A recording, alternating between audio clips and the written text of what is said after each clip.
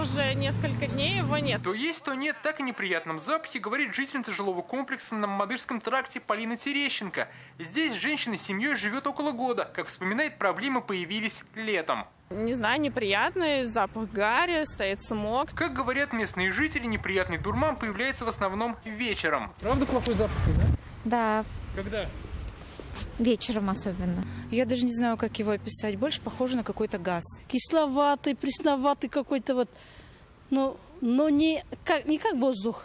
По обращениям жителей замеры воздуха уже несколько раз делали в Министерстве экологии. В этот понедельник на Мамадышском тракте на границе санитарно-защитной зоны Самосыровской свалки пробы показали двукратное превышение сероводорода, а сегодня на этом месте превышений нет.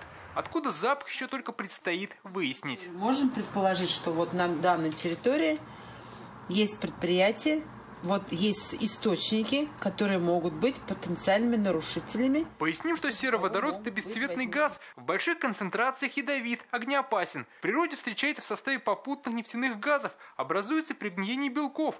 Также используется в химической промышленности для синтеза некоторых соединений, например, получения серы. Мы ничего не утверждаем, никого не обвиняем и никому ничего не предъявляем.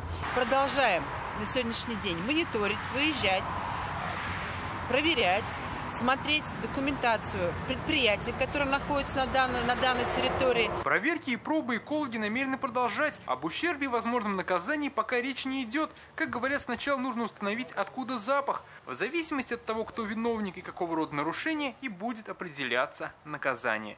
Дмитрий Арин, Ильшат Мухаметов, ТНВ, Казань.